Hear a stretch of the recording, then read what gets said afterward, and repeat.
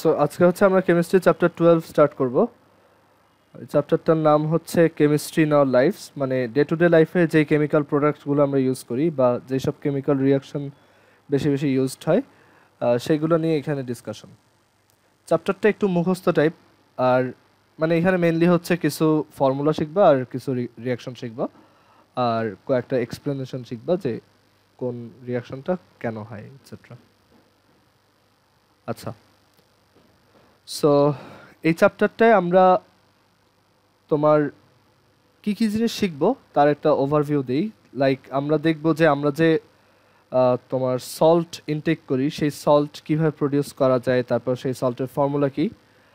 তারপর আমরা দেখব যে ডিফারেন্ট টাইপ অফ বেকারি টাইপের প্রোডাক্ট বানানোর জন্য যে বেকিং সল্ট ইউজ করা হয়, baking salt and baking powder. Baking salt না, বেকিং সোডা অর পাউডার, দুইটা প্রবাবলি ডিফারেন্ট, বাট কেমিস্ট্রিতে দেখা যায় দুইটা একই নামেই ইউজ করে ফেলা হয় আর কি। একটু ডিফারেন্স আছে, তোমার বেকিং সোডার সাথে একটা জিনিস অ্যাড করলে হচ্ছে পাউডার আসে, বাট আমি সবসময় দুইটা একই মিনিংয়েই বলে ফেলি। আর এর পাশাপাশি আমরা আরও দেখব যে ভিনেগার কিভাবে প্রডিউস করে বা ভিনেগারের ইউজ কেস কি। তারপর কিছু ফুড প্রিজারভেটিভ এগুলো নিয়েও দেখব। ভিনেগারও একটা ফুড প্রিজারভেটিভ অ্যাকচুয়ালি, আবার সল্টও অনেক সময় ফুড প্রিজারভেটিভ হিসেবে কাজ করে। তো ফুড প্রিজারভেটিভ দেখব। তারপর হচ্ছে এছাড়াও আমরা দেখব যে আমাদের ডে টু ডে লাইফে আরও যেসব কেমিক্যাল প্রোডাক্ট ইউজ করা হয় লাইক সোপ, তারপর হচ্ছে ডিটারজেন্ট। সোপ আর ডিটারজেন্ট দুইটাই অর্গানিক কম্পাউন্ড, তো এগুলো আমরা দেখব। তারপর হচ্ছে ওয়াশিং সোডা,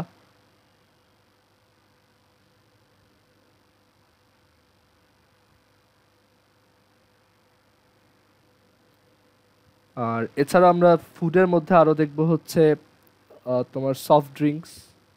সফট ড্রিঙ্কসের সলিউশন কি দিয়ে বানানো।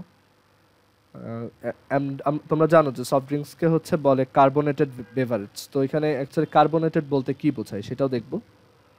আর এই তো আমার মনে হয় এই জিনিসগুলোই আছে চ্যাপ্টারটায়। তো এখন আমরা স্টার্ট করব। আজকে হচ্ছে আমরা দেখব যে সল্ট, তারপর হচ্ছে বেকিং সোডা আর পাউডার, এগুলোর ফর্মুলা কি বা এগুলোর ইউজ কেস কি আর কি, বা এগুলোর সাথে রিলেটেড কোনো রিয়াকশন আছে কিনা। আচ্ছা, আরেকটা জিনিস বলতে, আরও দুইটা জিনিস মেনশন করতে ভুলে গেছি। একটা হচ্ছে bleaching powder,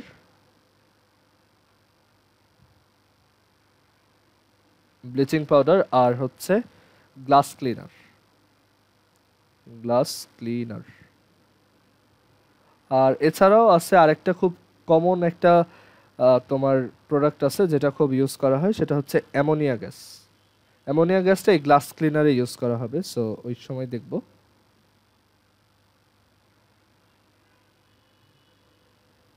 and ammonia gas কীভাবে প্রিপেয়ার করা যায় সেটাও দেখব। আর একদম লাস্টের দিকে এই চ্যাপ্টারটায় প্রবাবলি তোমার কিছু ফার্টিলাইজার নিয়ে ডিসকাস করা হয়। ওকে, সো এগুলো এগুলো আমরা দেখবো এই চ্যাপ্টারে। আচ্ছা, সো আজকে হচ্ছে আমরা দেখি যে সল্ট বা টেবিল সল্ট বা এডিবল সল্ট যেটাকে বলে, বা বাংলায় হচ্ছে খাবার লবণ, তো সেইটার ব্যাপারে একটু ডিটেলস স্টাডি করি।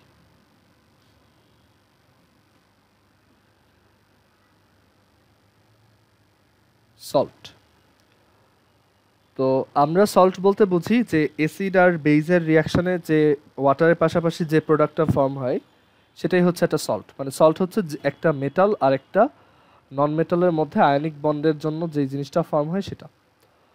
বাট এডিবল সল্ট বা টেবিল সল্ট বা তোমার খাবার লবণ বলতে যেটা বোঝায় সেটা হচ্ছে যেই সল্টটা আমরা ডে টু ডে লাইফে ইনটেক করি, সেটা হচ্ছে sodium chloride. Sodium chloride. And sodium chloride কীভাবে ফর্ম হয় তোমরা জানো, এটা হচ্ছে আয়নিক বন্ড ফর্ম হয়। অ্যান্ড এই এই কম্পাউন্ডটাতে তোমার সোডিয়াম হচ্ছে একটা ইলেকট্রন ডোনেট করে দেয়, অ্যান্ড দ্যাটস ওয়াই সে হচ্ছে সোডিয়াম প্লাস ক্যাটায়ন ফর্ম করে। অ্যান্ড ক্লোরিন হচ্ছে একটা ইলেকট্রন ইনটেক করে, দ্যাটস ওয়াই, বা রিসিভ করে, দ্যাটস ওয়াই সে হচ্ছে ক্লোরিন মাইনাস অ্যানায়নে কনভার্ট হয়। অ্যান্ড এদের মধ্যে যে ফোর্স, অ্যাট্রাকশন ফোর্স, সেটার জন্য তোমার সোডিয়াম ক্লোরাইড কম্পাউন্ডটা ফর্ম হয়। ওকে, সো সোডিয়াম ক্লোরাইড সল্টটা কিভাবে প্রোডাকশন করা হয়? তো তোমরা এটা হয়তো শুনছো যে সল্ট হচ্ছে ইউজুয়ালি তোমার সি থেকে ফর্ম করা হয়, কারণ সি ওয়াটার হচ্ছে সল্টি। তো ওই সি ওয়াটারকে যদি ডিস্টিলেশন করা হয় তখন দেখা যায় যে ওইখান থেকে হচ্ছে সল্ট পাওয়া যায়। ওকে, মানে সল্ট কিন্তু এইভাবে প্রডিউস করে না যে সোডিয়াম আর ক্লোরাইডের মধ্যে রিয়াকশন করাইলাম, করা যায় ওইভাবে, অবভিয়াসলি করা যাবে, বাট ওইটা ল্যাবরেটরি প্রসেস। বাট আমরা যে যে সল্ট খাই, যেটা সি থেকে আনা, সেটা অ্যাকচুয়ালি তোমার ডিরেক্টলি সি ওয়াটারকে ডিস্টিলেশন করলেই ওইটা পাওয়া যায়।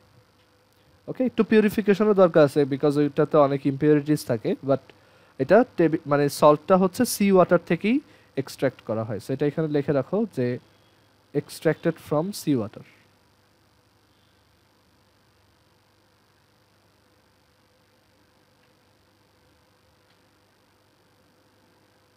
Extracted from seawater because seawater হচ্ছে salty. And এটার রিয়াকশনটা কি, মানে সোডিয়াম ক্লোরাইড কিভাবে ফর্ম করা হয় সেই রিয়াকশন, মানে এটার প্রিপারেশন রিয়াকশনটা কীরকম? এটা হচ্ছে খুবই সিম্পল, যে আমরা তোমার সোডিয়াম সলিড আর হচ্ছে ক্লোরিন গ্যাস, এই দুইটার মধ্যে রিয়াক্ট করালে 2NaCl সল্ট পাবো। ওকে, আচ্ছা, তো এখন এক্সট্র্যাক্টেড ফ্রম সি ওয়াটার এটা কিভাবে করা হয়?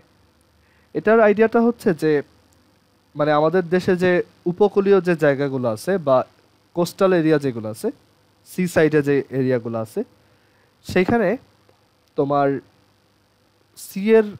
সি এর ওয়াটার কালেক্ট করার জন্য কিছু ছোট টানেল টাইপের স্ট্রাকচার ফর্ম করা হয় সি বিচে। তো দেখা যায় যে ধরো এটা হচ্ছে বিচ এই জায়গায়, আর এইখানে হচ্ছে সল্ট কাল্টিভেট করা হবে এই জায়গাটাতে। তো যেটা করা হয় যে এখান থেকে কিছু এরকম টানেল ফর্ম করা হয়, ওই টানেল দিয়ে হচ্ছে সি ওয়াটারগুলো এই এই যেখানে তোমার সল্ট কাল্টিভেট করা হবে সেইখানে এন্টার করে, and then salt water enter করার পর এই টানেলগুলো এখান থেকে ক্লোজ করে দেওয়া হয়। তো ক্লোজ করে দিলে এখানে সি ওয়াটার স্টোর হয়, অ্যান্ড দেন সানলাইটের প্রেজেন্সে এই সি ওয়াটারগুলো, মানে সানলাইটের প্রেজেন্সে এই সি ওয়াটারগুলো আস্তে আস্তে ইভ্যাপোরেট হয়। বাট সি ওয়াটারের ভিতরে মিক্সড থাকে হচ্ছে সলিড সল্ট, তো সেইটা আর ইভাপোরেট হইতে পারে না বিকজ ওইটা একটা সলিড সাবস্টেন্স অ্যান্ড ওইটা হেভি একটা সাবস্টেন্স। তো ওইটা এখানে থেকে যায়। এখন এটার ভিতরে কিছু ইম্পিউরিটিস থাকে, সেই ইম্পিউরিটিসগুলো আবার পরবর্তীতে ইন্ডাস্ট্রিতে তোমার আরও কিছু কেমিক্যাল প্রসেসের মাধ্যমে এটাকে তোমার পিউরিফাই করা হয়। ওকে, বাট একদম সবচেয়ে প্রথম কালেকশনটা করা হয় হচ্ছে সি সাইডে, যে সি ওয়াটার নেওয়া হয় অ্যান্ড দেন ওইটাকে হচ্ছে যদি সানলাইটের প্রেজেন্সে রেখে দেওয়া হয় তখন দেখা যায় যে ওয়াটারটা হচ্ছে ইভাপোরেটেড হয়, অ্যান্ড দেন এখানে শুধুমাত্র সি ওয়াটার থেকে যায়, সরি এখানে শুধুমাত্র হচ্ছে সল্ট থেকে যায়। বাট এখানে আরও কিছু ইম্পিউরিটিস থাকে, সেই ইম্পিউরিটিসগুলো পরে হচ্ছে ইন্ডাস্ট্রিয়াল কিছু প্রসেসের মাধ্যমে ফার্দার পিউরিফাই করা হয়। তো ইন্ডাস্ট্রিয়াল প্রসেসগুলো অ্যাকচুয়ালি খুব যে কমপ্লেক্স তাও না, এগুলো তোমার বেসিক কিছু কেমিস্ট্রির প্রসেস, যে তোমার দেখা যায় ফার্স্টে হচ্ছে ফিল্টার দিয়ে পাস করানো হয়, তারপর হচ্ছে এখানে ডিস্টিলেশন করা হয়। তো এইগুলোর মাধ্যমে হচ্ছে আস্তে আস্তে ইম্পিউরিটিসগুলো, আবার অনেক সময় কেমিক্যালও ইউজ করা হয়, এইভাবে হচ্ছে আস্তে আস্তে এইগুলাকে পিউরিফাই করে ফেলা যায়। ঠিক আছে, সো হোপফুলি বুঝতে পারছো কিভাবে সল্ট প্রডিউস করা হয়। হ্যাঁ, বাট অ্যাকচুয়ালি শুধু সোডিয়াম ক্লোরাইডই যে আমরা খাই তা না। তুমি দেখবা যে সোডিয়াম ক্লোরাইড মানে ম্যাক্সিমাম সল্ট কোম্পানিরই প্যাকেটে লেখা থাকে যে আয়োডিন অ্যাডেড। সো অ্যাকচুয়ালি শুধু যে সোডিয়াম ক্লোরাইড থাকে তা না, এটার ভিতরে কিছুটা আয়োডিনও মিক্সড থাকে, অ্যান্ড ওই আয়োডিনটা আসলে সি ওয়াটার থেকেই অটোমেটিক্যালি চলে আসে, অ্যান্ড আয়োডিন আমাদের বডির জন্য ভালো। ওকে, সো বাট এটা অ্যাকচুয়ালি এরকম র আয়োডিন হিসেবে থাকে না, ওইটা অ্যাকচুয়ালি সোডিয়াম আয়োডাইড হিসেবেই থাকে। তো আমাদের এডিবল সল্টগুলো বলা যায় আসলে সোডিয়াম ক্লোরাইড অ্যান্ড সোডিয়াম আয়োডাইডের একটা মিক্সচার। সোডিয়াম ক্লোরাইডই বেশি, বাট কিছুটা সোডিয়াম আয়োডাইডও থাকে।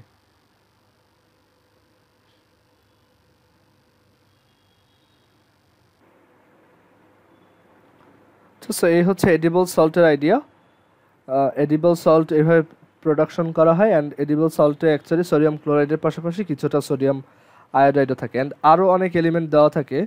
আমরা যে সল্টগুলো ইনটেক করি সেগুলো অ্যাকচুয়ালি আরও কিছু কেমিক্যাল অ্যাড করা থাকে, বিকজ এগুলো প্রিজার্ভড রাখতে হয়। তারপর হচ্ছে এগুলোর আরও কিছু কোয়ালিটি ফ্যাক্টর আছে, তো আর মানে আরও অনেক কিছু অ্যাড করে যেগুলো আমাদের বডির জন্য ভালো।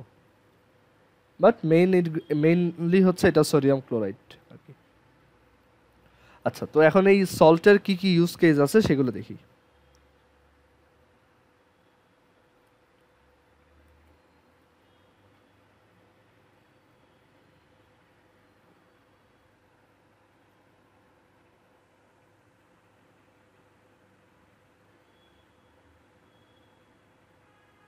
হ্যাঁ, সল্ট বলতে আমরা সোডিয়াম ক্লোরাইডের কথা বোঝাচ্ছি। অ্যাকচুয়ালি অন্যান্য সল্ট যেগুলো আছে, যেগুলো আমরা খাই না, সেগুলোর তো অ্যাকচুয়ালি অনেক ইউজ আছে, বাট সেগুলো নিয়ে এখন ডিসকাস করতেছি না। তো সল্টের ফার্স্ট ইউজ হচ্ছে যে এটা তোমার যে কোনো খাবারের একটা খুবই সিগনিফিক্যান্ট পার্ট, বুঝতেই পারতেছো, কারণ যে কোনো খাবারই অ্যাকচুয়ালি সল্ট ছাড়া টেস্ট ভালো হয় না। তো এটার আমরা বলতে পারি যে এটার ইউজ কেস হচ্ছে ফুডে, মানে ফুড কুকিংয়ে। আর আরেকটা ইউজ কেস হচ্ছে যে সল্টকে আমরা ফুড প্রিজারভেটিভ হিসেবে ইউজ করতে পারি। ফুড প্রিজারভেটিভ, কিছু জিনিস আছে যেগুলোকে সল্ট ইউজ করে প্রিজার্ভ করে রাখা যায় লং টাইমের জন্য। তারপর সল্টকে হচ্ছে আমরা স্যালাইন প্রোডাকশনে বা স্যালাইন বানানোতে ইউজ করতে পারি। ওকে, সব স্যালাইনই অ্যাকচুয়ালি সল্ট কন্টেন করে। আর এছাড়া হচ্ছে সল্টকে আমরা তোমার এই সোডিয়াম ক্লোরাইড যে সল্ট, সেটাকে আমরা এটা থেকে হচ্ছে আমরা ক্লোরিন গ্যাস প্রডিউস করতে পারি ইন্ডাস্ট্রিতে, ক্লোরিন গ্যাস। তারপর হচ্ছে এটা থেকে আমরা সোডিয়াম মেটাল প্রডিউস করতে পারি, অ্যান্ড এটা থেকে আমরা আরও প্রডিউস করতে পারি সোডিয়াম হাইড্রোক্সাইড বেস, ওকে, NaOH বেস। সো এগুলো এই সল্টগুলোর ইউজ কেস। অ্যান্ড আরও অন্যান্য যত সল্ট আছে লাইক AlCl3, তারপর হচ্ছে ম্যাগনেসিয়াম ফ্লোরাইড, এই সবগুলোরই আলাদা আলাদা ইউজ কেস আছে। প্রত্যেকটাই কেমিস্ট্রিতে খুবই ইম্পর্টেন্ট রোল প্লে করে। দেখা যায় তুমি যদি একটা সল্ট বের করতে পারো যে সল্টটায় তোমার ডিজায়ার্ড কোনো একটা এলিমেন্ট আছে, কোনো একটা ভাবে ওইটাকে একটু মানে ডিসোসিয়েশন করে বা ওইটাকে অন্য কোনো কম্পাউন্ডের সাথে রিয়াকশন করে তুমি হয়তো তোমার ওই ডিজায়ার্ড এলিমেন্টটা পিওর ফর্মে পেয়ে যাবা। সো সব সল্টেরই কিছু না কিছু ইউজ আছে। এটা হচ্ছে আমাদের যে টেবিল সল্ট বা এডিবল সল্ট, সেটার কয়েকটা ইউজ। আচ্ছা, এবার আসি বেকিং পাউডার।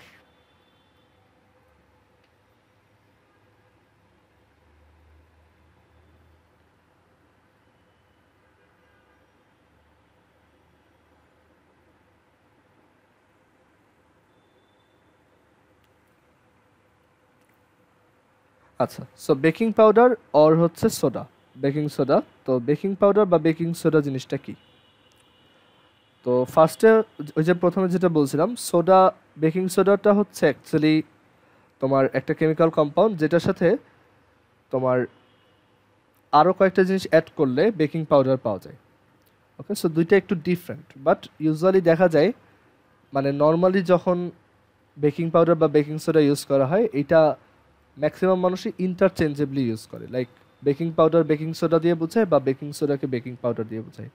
এটা আসলে খুব একটা মানে সিগনিফিক্যান্ট ডিফারেন্স না, আবার দুইটার ইফেক্টও কাইন্ড অফ সেমই।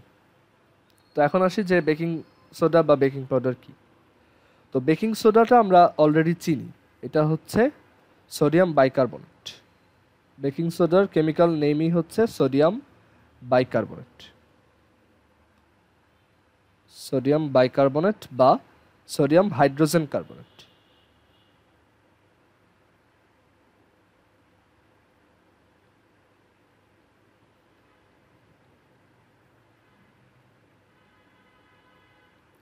সোডিয়াম বাইকার্বনেটের ফর্মুলা হচ্ছে NaHCO3, ওকে, বা সোডিয়াম হাইড্রোজেন কার্বনেটের ফর্মুলা হচ্ছে NaHCO3।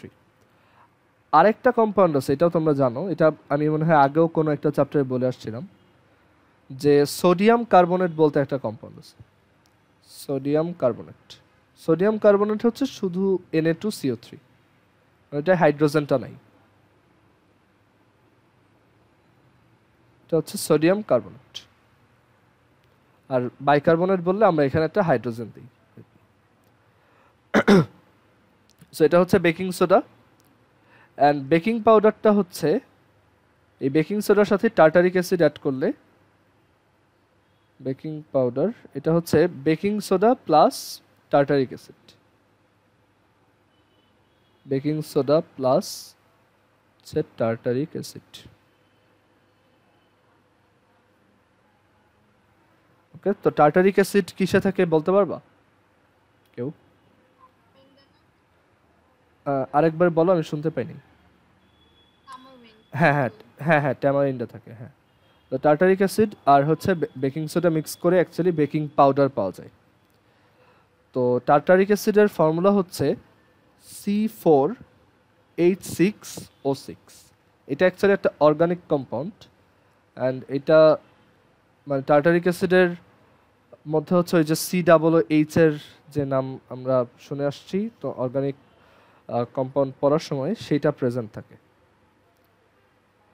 ওকে, এটার কি আমি তোমাদের আগে কখনো এটার কি বলে এটার ওই যে স্ট্রাকচারাল ফর্মুলা লিখে দেখাইছিলাম অর্গানিক চ্যাপ্টারে? আমার মনে পড়ে না, যদি না দেখায় থাকি তাইলে এটা এখানে দেখাই। এটা C4H6O6, তো তো এটা হচ্ছে দেখতে এরকম, সি ডাবল বন্ড ও, আচ্ছা একবারে লিখি, COOH হচ্ছে সি, এখানে আরেকটা সি, চারটা কার্বন, সো 1 2 3 4, অ্যান্ড এটা হচ্ছে COOH, আর এদিকে হচ্ছে একটা OH, এদিকে একটা OH, আর এখানে হচ্ছে H। এটা হচ্ছে টার্টারিক অ্যাসিডের ফর্মুলা, মনে রাখতে পারো, টার্টারিক অ্যাসিড। এটা একটা অর্গানিক অ্যাসিড, দুইটা COOH থাকে। সেটা হয়েছে দেখি 1 2 3 4, হাইড্রোজেন হচ্ছে 6টা, 1 2 3 4 5 6, আর অক্সিজেন হচ্ছে 6টা, 1 2 3 4 5 6, হ্যাঁ ঠিক আছে। সেটা হচ্ছে tartaric acid. So baking soda মানে সোডিয়াম, ধরো এরকম একটা MCQ আসতে পারে, লাইক NaHCO3, বলা হলো যে NaHCO3 প্লাস এই কম্পাউন্ডটা, এটা ইকুয়ালস কত, নিচের কোন অপশনটা? সো তখন তুমি এখান থেকে চুজ করবে বেকিং পাউডার, OH আর হচ্ছে সি। এটার প্রোডাক্টটা কি হবে কেউ বলতে পারবা? প্রোডাক্টটা অ্যাকচুয়ালি তুমি নিজে লিখতে পারবা, বাসায় ট্রাই করো। এটা হচ্ছে দেখো একটা অ্যাসিডের সাথে তুমি হচ্ছে এই বেকিং সোডাটা হচ্ছে কি একটা তোমার বেসিক সল্ট আর কি, বেসিক সল্ট, বা বলতে পারো এটা হচ্ছে একটা বেইজের মতো। বা তুমি তো এটা জানো যে অ্যাসিডের সাথে কার্বনেট টাইপের সল্ট অ্যাড করলে কি হয়, তো এটা একটা কার্বনেট সল্ট, একটা বাইকার্বনেট সল্ট। সো এখানে তোমার হচ্ছে কার্বন ডাইঅক্সাইড ফর্ম হবে, ওয়াটার ফর্ম হবে, অ্যান্ড সামথিং। সো এই যে যেই সামথিংটা সেটাই অ্যাকচুয়ালি বেকিং পাউডার। তো এটা বাসায় একটু লেখার ট্রাই করে দেখো যে 2NaHCO3, 2 কেন দিলাম, কারণ এইখানে হচ্ছে দুইটা দিছি এর জন্য। আচ্ছা দুইটা মনে হয় লাগবে না, এটা প্রবাবলি একটা হবে, হ্যাঁ। COOH আর এই যে COOH, দুইটা থেকে দুইটা হাইড্রোজেন আসবে, আর এইখানে তোমার NaHCO3 যেটা, সেইখান থেকে হচ্ছে আচ্ছা ওয়েট, এটা প্রবাবলি 2 হবে, আমি একটু ব্যালেন্স করে দেখা লাগবে আর কি আমার। তো এটা প্রবাবলি এরকম হবে, Na2, আর এরপর এখানে যা থাকে হাইড্রোজেন দুইটা বাদ দিয়ে, ওকে, Na2 আর হচ্ছে এইটুক, আর এই CO3 থেকে আসবে হচ্ছে তোমার কার্বন ডাইঅক্সাইড, আর এর পাশাপাশি এই যে হাইড্রোজেন, আর এইখানে একটা অক্সিজেন, আর এই যে হাইড্রোজেন, আর এই হাইড্রোজেন, টোটাল হচ্ছে 4টা হাইড্রোজেন 2টা অক্সিজেন হয়, তো তারা মিলে প্রডিউস করবে হচ্ছে ওয়াটার। সো এখান থেকে তুমি 2টা ওয়াটার পাবা, একটা কার্বন ডাইঅক্সাইড পাবা, আর হচ্ছে একটা বড় কম্পাউন্ড পাবা। ওকে, তো এটা কাইন্ড অফ এরকম হবে C4H6 আর হচ্ছে Na2, এই টাইপের কিছু একটা হবে। ওইটাই অ্যাকচুয়ালি বেকিং পাউডার। সো এটা বাসায় ট্রাই করে দেখো যে প্রোডাক্টটা কি হয়। আর এখানে আমরা দেখলাম যে টার্টারিক অ্যাসিডের ফর্মুলা হচ্ছে এটা। তো এখন বেকিং পাউডার বানাইতে চাইলে আমার ফার্স্টে হচ্ছে বেকিং সোডা বানাইতে পারতে হবে, আর টার্টারিক অ্যাসিড আমি অন্য সোর্স থেকে নিয়ে আসতে পারবো। তো এখন দেখি যে কিভাবে তোমার বেকিং সোডা ফর্ম করা যায়। বেকিং সোডার ফর্মুলাটা যদি দেখি, যেটা হচ্ছে NaHCO3, sodium bicarbonate. That means যে এখানে হচ্ছে আমরা সোডিয়াম রিলেটেড কিছু জিনিসপত্র লাগবে, আর হচ্ছে কার্বনেট যেহেতু, তো সো কার্বন ডাইঅক্সাইডও এখানে লাগবে। সো আমরা এটা তোমার প্রিপারেশন রিয়াকশনটা দেখি।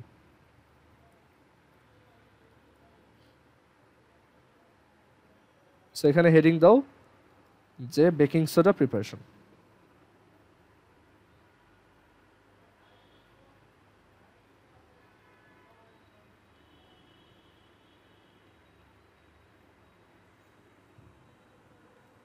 আচ্ছা, সো বেকিং সোডার ফর্মুলা হচ্ছে NaHCO3। সো এটা আমরা ফর্ম কিভাবে করব? তো বেকিং সোডা বানানোর জন্য, মানে বেকিং সোডা বানানোর জন্য ইন্ডাস্ট্রিয়ালি যে প্রসেসটা ফলো করা হয়, অ্যাকচুয়ালি অনেকভাবে তো বানানো যায়, বাট আমরা মানে সবচেয়ে ভালো যে প্রসেসটা সেটা শিখতেছি। তো বেকিং সোডা বানানোর জন্য ইন্ডাস্ট্রিয়ালি যে প্রসেসটা ফলো করা হয়, সেটার জন্য যে ইনগ্রেডিয়েন্টগুলো লাগে সেটা হচ্ছে অ্যামোনিয়া গ্যাস, তারপর হচ্ছে আমরা যে সল্ট, মানে যে সল্টটা খাই সেই salt,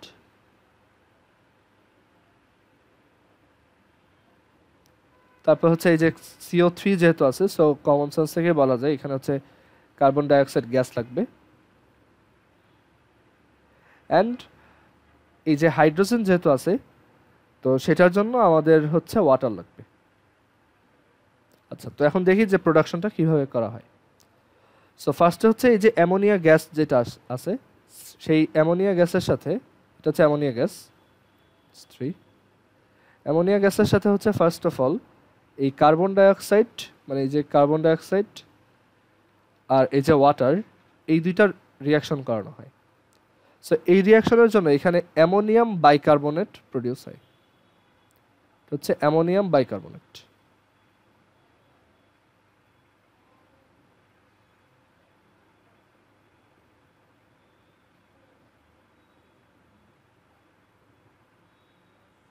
ammonium bicarbonate and ammonium bicarbonate যদি একবার ফর্ম করতে পারি, তখন ওইটার সাথে এই যে সল্ট NaCl, তার রিয়াকশন করে দিলেই এটা তোমার সোডিয়াম বাইকার্বনেটে কনভার্ট হয়ে যাবে।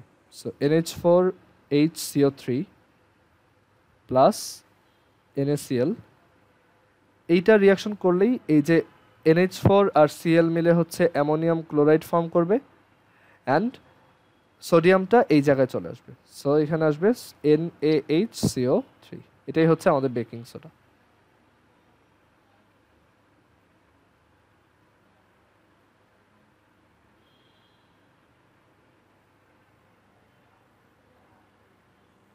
ক্লিয়ার? আর অ্যামোনিয়া গ্যাস ফর্ম করার অ্যাকচুয়ালি অনেক ওয়ে আছে, এই চ্যাপ্টারের লাস্টে আমরা দেখব। অ্যামোনিয়া গ্যাস প্রডিউস করার সবচেয়ে ইজি একটা প্রসেস হচ্ছে হেবার প্রসেস, এটাও তোমরা দেখবা লাস্টের দিকে। হেবার প্রসেসে অ্যামোনিয়া বানায়, দেন কার্বন ডাইঅক্সাইড আর ওয়াটারের সাথে রিয়াক্ট করে, দেন সল্ট মিশাই দিলেই বেকিং সোডা পাওয়া যায়। অ্যান্ড দেন এই বেকিং সোডাকে আমরা যদি তোমার টার্টারিক অ্যাসিডের সাথে মিক্স করি, তখন হচ্ছে বেকিং পাউডার পাওয়া যায়। সো এটাই হচ্ছে বেকিং সোডার প্রিপারেশন। আচ্ছা, এখন আমরা দেখি যে বেকিং সোডা বা বেকিং পাউডারের কি কি ইউজ আছে।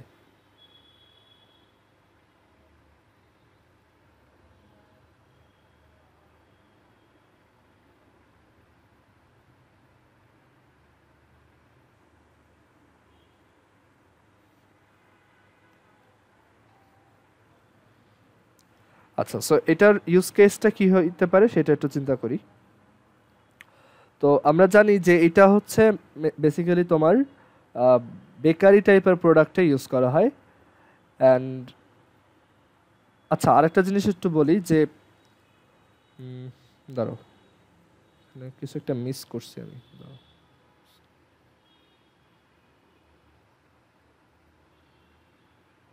আচ্ছা, না ঠিক আছে।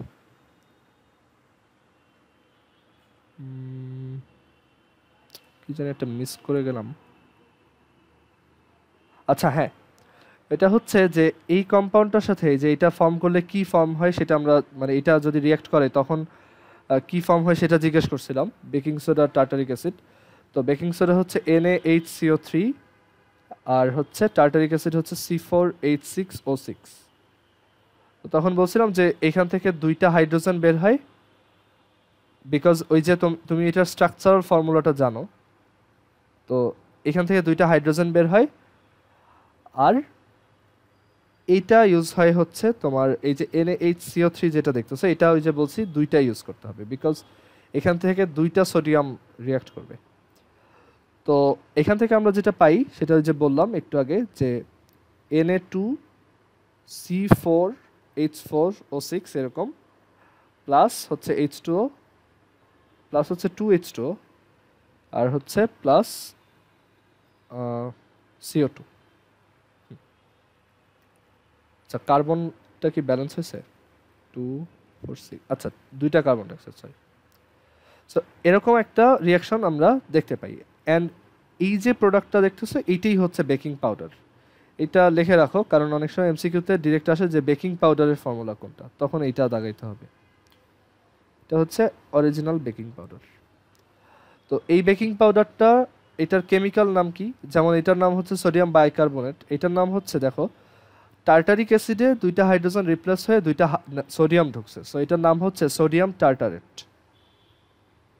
সোডিয়াম টার্টারেট।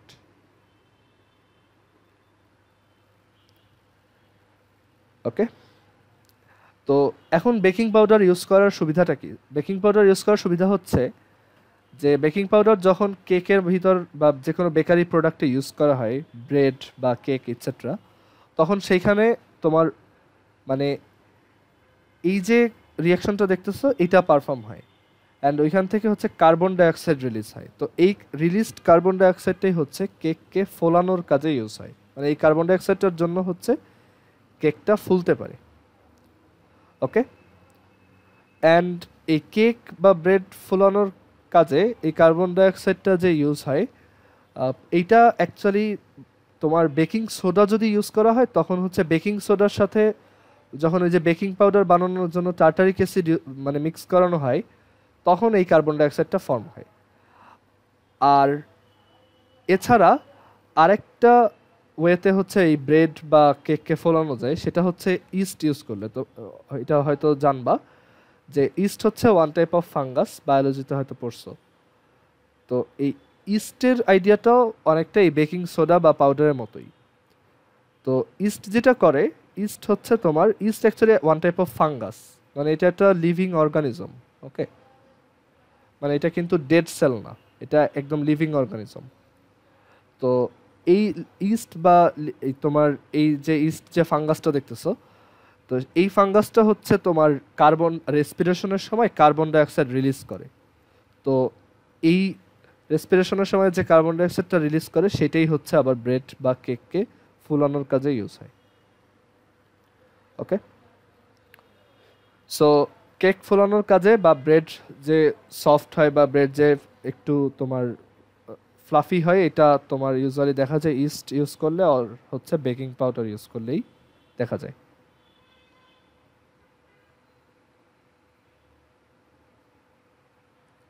ওকে, আর এছাড়া বেকিং সোডার আরেকটা ইউজ হচ্ছে যে বেকিং সোডা ইউজ করে তোমার অন্য কিছু কম্পাউন্ড ফর্ম করা খুব সহজ। তোমার কাছে যদি সোডিয়াম বাইকার্বনেট থাকে, এখান থেকে তুমি খুব সহজেই সোডিয়াম কার্বনেট ফর্ম করতে পারবা, এখান থেকে তুমি কার্বন ডাইঅক্সাইড ফর্ম করতে পারবা, এখান থেকে তুমি সল্ট প্রডিউস করতে পারবা। সো এটাও তোমার বেকিং পাউডার একটা ইউজ কেস। ওকে, রান্নার কাজ ছাড়া তোমার বেকিং পাউডার আরও অনেক জায়গাতে ইউজ করা যায়। আচ্ছা, কারো কি এই পর্যন্ত কোনো কোশ্চেন আছে?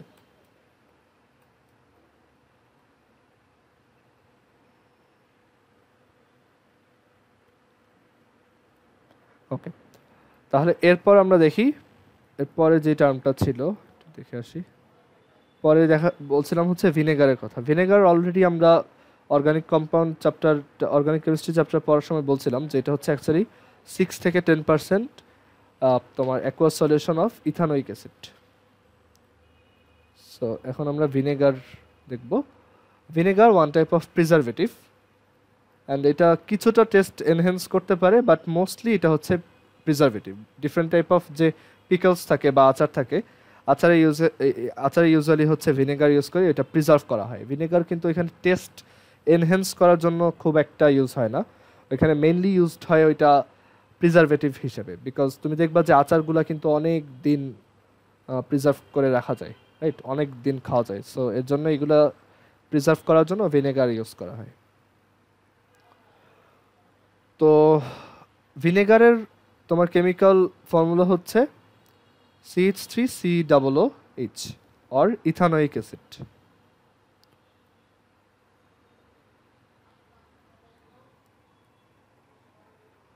সো এটা অ্যাকচুয়ালি মানে ভিনেগার কাকে বলে? ভিনেগার বলা হয় হচ্ছে 6 to 10% aqueous solution of ethanoic acid. তো এই 6 to 10% বলতে কি বোঝায়? কেউ কি বলতে পারবা 6 to 10% aqueous solution of ethanoic acid এটা দিয়ে কি বোঝানো হচ্ছে, বা এই পার্সেন্টেজ সাইনটা কি বোঝায় এখানে?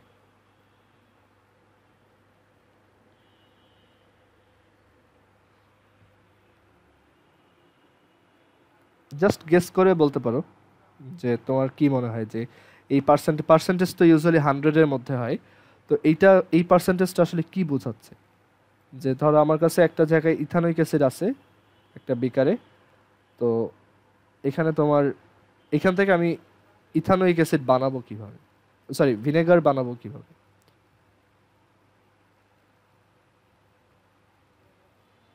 আচ্ছা, পার্সেন্টেজটা অ্যাকচুয়ালি তোমাদের সিলেবাসে পড়ানো হয় না, এটা কলেজে উঠলে শিখবা, বাট আমি একটু বলি।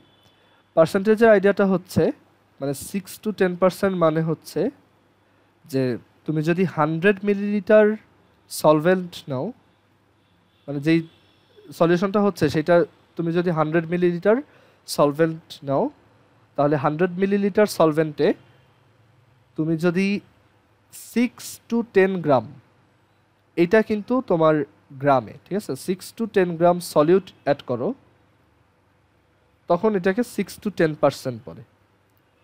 সো 100 মিলিলিটার এখানে এটা হচ্ছে অ্যাকুয়াস সলিউশন, দ্যাট মিনস আমাদের ওয়াটার ইউজ করতে হবে। সো আমরা একটা বিকারে হচ্ছে তোমার ওয়াটার নিব 100 মিলিলিটার,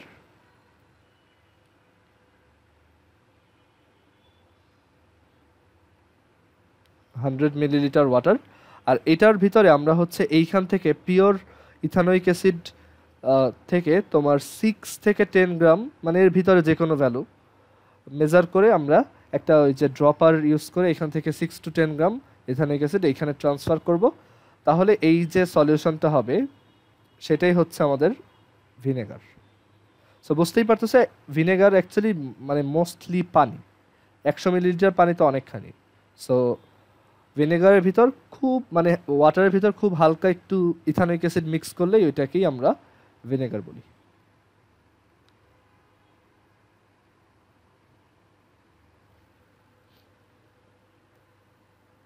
তো ভিনেগার কিভাবে বানানো যায়? আমরা অর্গানিক কম্পাউন্ড চ্যাপ্টারে এটার রিয়াকশন শিখে আসছিলাম যে আমরা চাইলে এটা হচ্ছে ইথানল থেকে ফর্ম করতে পারি। তো আমাদের কাছে যদি এরকম ইথানল দেওয়া থাকে, তো এটাকে একবার অক্সিডাইজ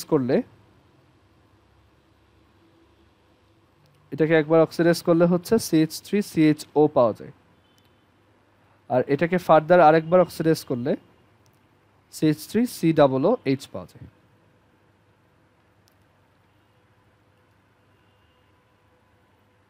অক্সিডেশনটা আমরা করছিলাম হচ্ছে K2Cr2O7 প্লাস H2SO4 এর প্রেজেন্সে।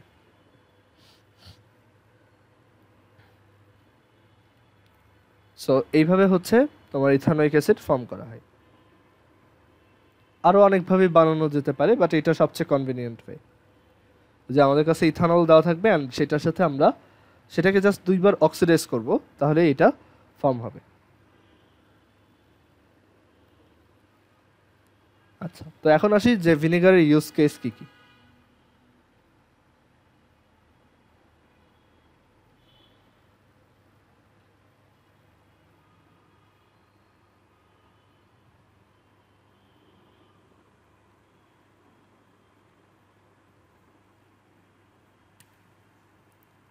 আচ্ছা, ভিনেগারের ইউজ কেস যদি ডিসকাস করি,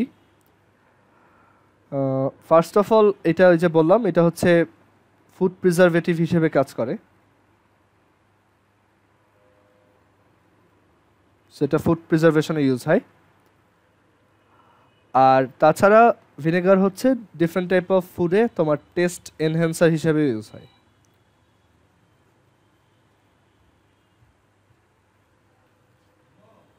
ওকে, বাট এটার মেইন ইউজ কেস ওই ফুড প্রিজারভেশনেই, সেটা হচ্ছে পিকলসে।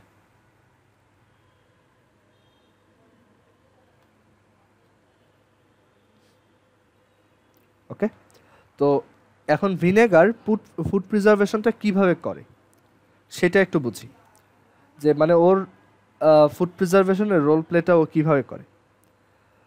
তো ফুড প্রিজারভেশনের ভিনেগার ইউজ হয় এভাবে যে বা যে কোনো প্রিজারভেটিভ অ্যাকচুয়ালি যেই মেকানিজমে কাজ করে সেটা হচ্ছে যে ফুডে যখন ব্যাকটেরিয়া অ্যাটাক করে তখন দেখা যায় ফুডটা হচ্ছে নষ্ট হয়ে যেতে পারে। তো প্রিজারভেটিভ যেটা করে সে হচ্ছে ওই খাবারে যে ব্যাকটেরিয়াগুলো এন্টার করতে পারে সেইগুলো এন্টার করলে ওইগুলোকে সাথে সাথে নষ্ট করে ফেলে। ওকে, বা ওইগুলোকে সাথে সাথে কিল করে ফেলে আর কি। তো তখন দেখা যায় যে ওই ফুডটা অনেক দিন পর্যন্ত সেফ থাকে। সো এর জন্য তোমার ভিনেগার ইউজ করা খুবই ইম্পর্ট্যান্ট। আদারওয়াইজ দেখা যায় যে একটা ফুড হয়তো তুমি কুক করার পর ওইটা 2 বা 3 দিনের মাথায় নষ্ট হয়ে গেল, মানে একটা পিকালের কথা বলতেছি। আর তুমি যদি ভিনেগার ইউজ করো তুমি ওইটা হয়তো 3-4 মান্থস পর্যন্ত প্রিজার্ভ রাখতে পারবা। ওকে, তো ভিনেগার মেইনলি যেটা করে, যে আমরা জানি ভিনেগার হচ্ছে অ্যাকচুয়ালি অ্যাসিড। তো ভিনেগার CH3COOH সে ডেফিনেটলি তোমার H+ আয়ন ডোনেট করে, কারণ অ্যাসিডের কমন প্রপার্টি এটা। আর এই যে অ্যাসিডটা দেখতেছো, এই অ্যাসিডটাই হচ্ছে, এই অ্যাসিডের যে H+টা দেখতেছো এটাই হচ্ছে তোমার ব্যাকটেরিয়াকে অ্যাটাক করে। সো রিয়াকশনটা এরকম যে CH3COOH এটা থেকে CH3COO- প্লাস H+, আর এই H++ ব্যাকটেরিয়া মিলে হচ্ছে ডেড ব্যাকটেরিয়া। সো এই হচ্ছে রিয়াকশন, অ্যান্ড এইভাবেই ভিনেগার হচ্ছে ফুড প্রিজারভেশনে হেল্প করে।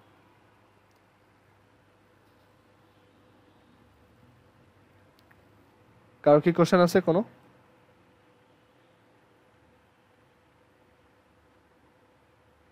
আচ্ছা, একটা কোশ্চেন আসতে পারে এখানে, যে H+ কিভাবে ব্যাকটেরিয়া কিল করলো।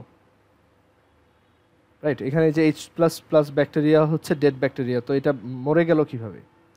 তো এটার রিজন হচ্ছে যে H+ হচ্ছে, দেখো H+ এই জিনিসটা হচ্ছে তোমার, আমরা তোমার যখন অক্সিডেশন রিডাকশন পড়ছিলাম, অক্সিডেশন আর হচ্ছে রিডাকশন মানে জারণ আর বিজারণ, অক্সিডেশন রিডাকশন। তো এখানে আমরা পড়ছিলাম যে কোনো কিছুর সাথে H+ অ্যাড করা মানে হচ্ছে অ্যাডিং H+, এটা মানে হচ্ছে রিডাকশন।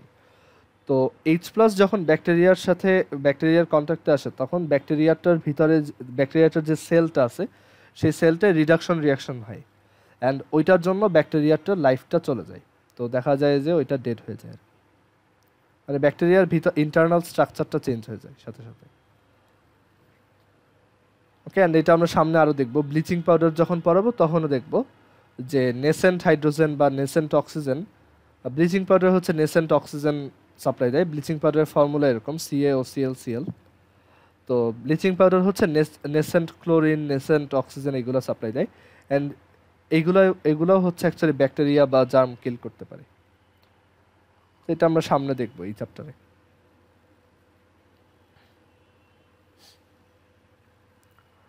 আচ্ছা, আর লাস্ট একটা দেখাই আজকে, এরপর হচ্ছে আমরা সফট ড্রিঙ্কসেরটা দেখব। সফট ড্রিঙ্কস আর হচ্ছে কার্বোনেটেড বেভারেজ।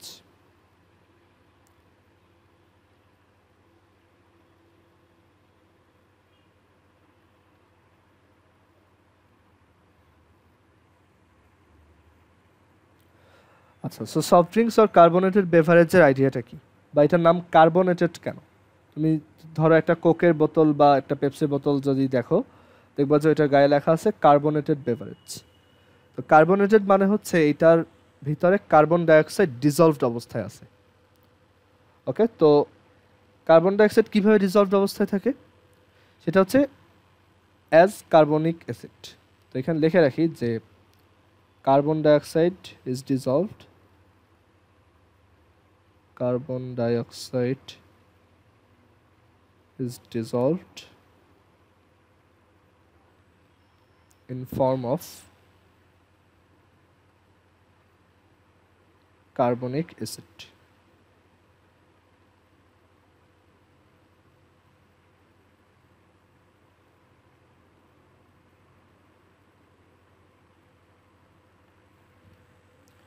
ওকে, সো যেটা করা হয় যে কার্বন ডাইঅক্সাইডকে খুবই হাই প্রেসারে ওয়াটারের ভিতর ডিজলভ করা হয়, বা ওই যে ড্রিঙ্কের যে সলিউশনটা আছে সেটার ভিতরে ডিজলভ করা হয়, অ্যান্ড ডিজলভ করার ফলে ওইখানে হচ্ছে কার্বনিক অ্যাসিড আর H2CO3 ফর্ম হয়। ওকে, অ্যান্ড দেন হচ্ছে মানে ওইটাকে খুবই এয়ার টাইটভাবে লাগানো হয়। সো এরপর যখন আমরা ওই বোতলটা ওপেন করি তখন এই ডিজলভড কার্বন ডাইঅক্সাইডটার হচ্ছে ওই সলিউশন থেকে বের হয়ে আসে। এখন তুমি চিন্তা করতে পারো যে তাহলে ফার্স্টের বার যখন ডিজলভ করছি তো সেটা ডিজলভ অবস্থায় ছিল বা ওইটা ডিজলভ হয়েছে, বাট খোলার পর এটা কেন আবার ডিজলভ অবস্থা থেকে মানে বের হয়ে আসলো? মানে আমরা যে যে বাবলগুলো দেখতে পাই তোমার যে কোনো একটা বেভারেজের বোতল খুললে, তো এটা হচ্ছে এইভাবে হয় যে এই যে প্রথমে যখন বললাম যে ডিজলভ করা হয় তখন কিন্তু একটা টার্ম মেনশন করছিলাম, সেটা হচ্ছে হাই প্রেশার। তো হাই প্রেশার দিলে অ্যাকচুয়ালি গ্যাসের সলিউবিলিটি বেড়ে যায়। একটা ল আছে, এই লটাকে বলা হয় হচ্ছে হেনরিস ল। অ্যাকচুয়ালি সব কার্বোনেটেড বেভারেজ এই হেনরিস ল ফর্ম করেই বানানো, মানে এই হেনরিস লকে ফলো করেই বানানো। সো হেনরিস ল বলে যে কোন একটা কোন একটা গ্যাসের সলিউবিলিটি মানে হচ্ছে দ্রাব্যতা, বা বাংলায় আরও সহজভাবে যদি বলি পানিতে গোলানোর টেন্ডেন্সি, পানিতে গুলে যাওয়ার টেন্ডেন্সি, বা পানিতে ডিসলভড হওয়ার টেন্ডেন্সি। তো হেনরিস ল বলে যে সলিউবিলিটিটা হচ্ছে প্রেশারের প্রপোর্শনাল। সো তুমি যদি খুব হাই প্রেশার ক্রিয়েট করতে পারো তখন কার্বন ডাইঅক্সাইড পানিতে এমনিই গুলে যাবে। ওকে, বাট প্রেশারটা যদি আবার কমে যায় তখন কার্বন ডাইঅক্সাইড আবার গ্যাস হিসেবে তোমার ওই লিকুইড থেকে বের হয়ে আসবে। সো যখন একটা কার্বোনেটেড বেভারেজকে তোমার ইন্ডাস্ট্রিতে ফর্ম করা মানে বানানো হয়, প্রডিউস করা হয়, তখন এটা হচ্ছে খুবই হাই প্রেশারে এয়ারটাইট অবস্থায় এটা ভিতরে কার্বন ডাইঅক্সাইড ডিজলভ করে দেন সাথে সাথে তোমার ওইটাকে ক্লোজ করে ফেলা হয় বা সিলড করে ফেলা হয়।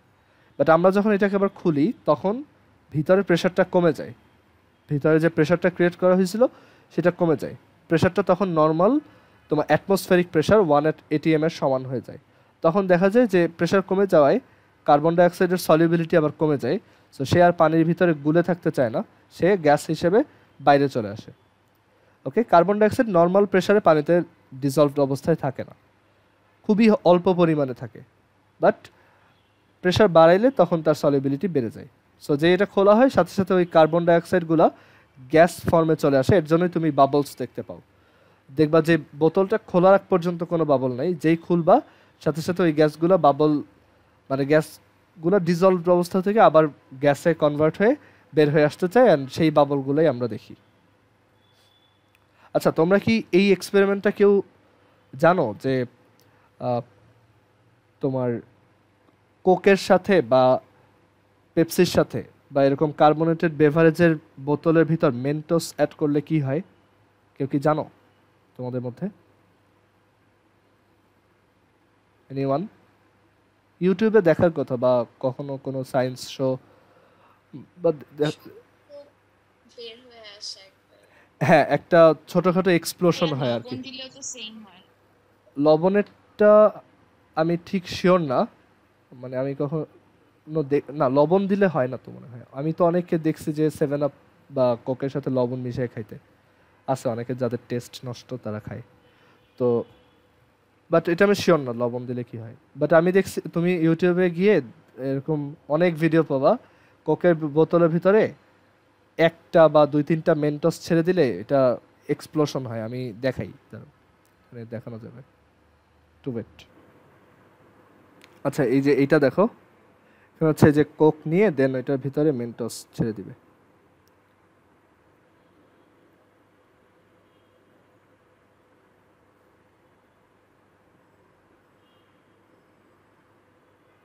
ওই যে দেখছো, সেটা হচ্ছে সাথে সাথে একটা মিনি এক্সপ্লোশন টাইপের হয় আর কি। আর আরো বেশি দিলে অনেক বেশি হইতে পারে। সো এটাই বললাম আর কি। তো এটার রিজন হচ্ছে যে ওই কোকের ভিতরে যে যে এলিমেন্টগুলো থাকে, তো এখানে হচ্ছে একটা চেইন রিয়াকশন টাইপের হয়। মেন্টস অ্যাড করলে সাথে সাথে দেখা যায় এখানে মানে ওই যে ভিতরে যে কার্বন ডাইঅক্সাইডটা ডিজলভড অবস্থায় থাকে সেটা খুব দ্রুত, মানে ওইটার সলিবিলিটি ড্রাস্টিক্যালি কমে যায় আর কি। ওকে, তো তখন দেখা যায় ওইখানে হচ্ছে এরকম ইরাপশন দেখা যায়। ওকে, অনেকে এইটা ইউজ করে হচ্ছে সায়েন্স ফেয়ারে তোমার ওই যে ভলকানোর এক্সপেরিমেন্ট দেখায়, যে একটা ভলকানোর ইরাপশন কিরকম হইতে পারে, অনেকটা ওরকম। আচ্ছা, সো সফট ড্রিঙ্কসের মেইন আইডিয়া হচ্ছে যে সফট ড্রিঙ্কস হচ্ছে কার্বন ডাইঅক্সাইড ডিজলভড অবস্থায় থাকে, যেটা আহ, মানে ডিজলভড অবস্থায় এটা অ্যাকচুয়ালি কার্বনিক অ্যাসিড বলে আর কি। আর যেই আবার প্রেশারটা রিডিউস করা হয়, বোতলটা খুলে সাথে সাথে কার্বনিক অ্যাসিড ভেঙে গিয়ে কার্বন ডাইঅক্সাইড, অ্যান্ড ওই কার্বন ডাইঅক্সাইডটাই বের হয়ে আসে। ওকে, আচ্ছা ঠিক আছে, আজকে তাহলে এই পর্যন্তই। তোমাদের এরপর হচ্ছে ঈদের পরে ক্লাস, তো সবাইকে ঈদ মোবারক। ওকে, ঠিক আছে, আল্লাহ হাফেজ।